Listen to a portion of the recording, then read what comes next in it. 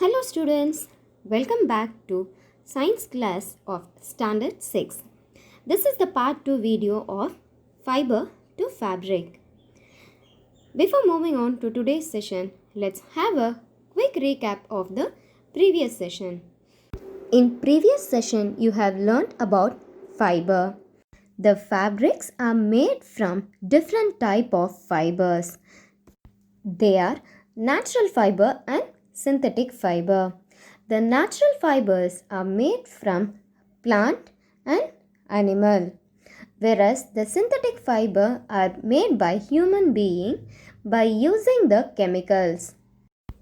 Also, you have got to know the predominant places of the fiber like cotton and jute. The cotton fiber are grown in the places where it has rich in black soil and the warm climate. The fiber like jute are grown in places where there is high temperature and plenty of rainfall. Also, you have got to know how the fiber is being processed in order to make it as a fabric. Now let's move on to today's session and get to know what are the objectives you will be learning in this session. Spinning cotton yarn, spinning methods, yarn to fabric, history of clothing, and the summary of the lesson. Let's move on to the concept. Spinning cotton yarn. A yarn is nothing but a continuous thread which is used for knitting or weaving the cloths. Now let's get to know how the yarn has been spun and made to the fabric. In previous session, you have got to know how the seed is being separated from the cotton wool. In today's session, you will be learning about how the fibers are being converted into yarn. Take a piece of cotton wool and comb it. After combing, make it into the long thread. Then, take the long thread and twist it. The twisted thread is called as yarn. This process of making the yarn from the cotton fiber is called as spinning. Now, I'll show you how to spin the yarn using the pencil. Take a piece of cotton thread and twist it. Here, I have roughly twisted the cotton into the fiber. Now, let's spin it using the pencil. Keep one edge in the pencil and other edge in the finger and keep rotating it in the clockwise. This is how the cotton is being spun into yarn. Let's get to know what are the other devices that are being used to spin the cotton yarn: hand spindle and charka.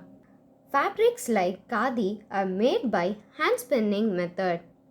It is being done using either hand spindle or charka.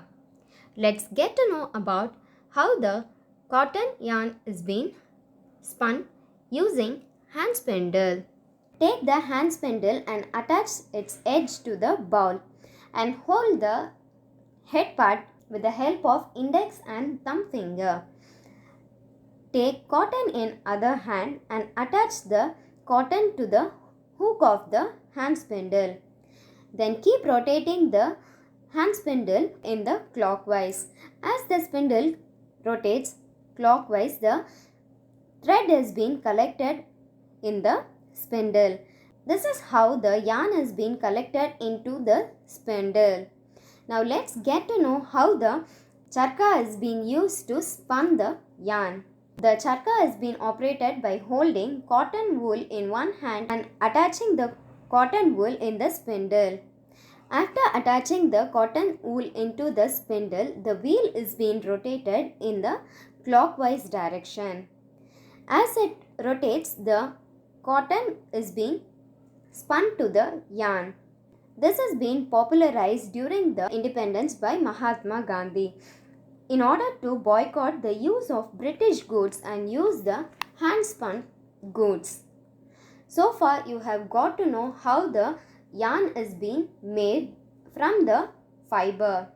Now let's get to know how the yarn is being made to fabric. The fabrics are made from yarn by weaving and knitting. Weaving. It is the process of arranging two sets of yarn together in order to make the fabric. You would have seen many times that your grandmother or your mother used to knit the sweaters. So this sweaters or a fabric is made from the single piece of yarn. A single piece of yarn is used to make the fabric. If one yarn is being pulled out from the sweater or socks, the fabric gets unrolled. Knitting is done by hand and machine. Here is an activity for you. Take two color sheets, cut square pieces of length and width 30 cm each sheet. Cut one sheet horizontally and other sheet as vertical strips. Weave the strips one by one through the cuts into the sheet of paper as shown in the step 3 and 4. In this similar manner, the two sets of yarn are woven to make a fabric. The yarns are much thinner than paper strips. So, the weaving of fabric is done on the looms. The looms are either hand operated or the power operated. So far we have got to know how the yarn is being made to fabric. Let's get to know the history of clothing material. While speaking about the variety of cloths, have you ever wondered what kind of cloths did the ancient people wear? Let's get to know what kind of cloths that they wore on those days. They used bark and big leaves of the trees as a cloth, and also they used animal skin and fur to cover themselves. These protected them from heat, cold, and also rain. Later, people began to settle in the agricultural community. Then they learned to weave the twigs into mat and baskets, and also they used to twist the vines and hair of animals into the long strands and then weave them as a fabric. The early Indian and Egyptians wore the fabrics that were made from cotton and linen. The cotton are cultivated near the river Ganga and the flax is being cultivated near river Nile. On those days, stitching was not known to the people. So, they simply draped the fabrics around the different parts of their body. There are many different ways to drape the fabric. With the invention of sewing needle, people started stitching the fabrics and made into the different cloths. Stitched cloths have gone through many variations since the invention of the needles. The clothing differs from region, culture, fashion, and the wealth. Even nowadays, we wore the sari, dhoti, lungi, or turban as a unstitched piece of the fabric. Just as there is a large variety in the food eaten all over country, a large variety exists also in the fabrics and clothing items. Students, this is all about today's class. Let's have a quick summary of the lesson. In this lesson, you have learned about the variety of cloth materials, what is meant by a fiber, and the types of fiber.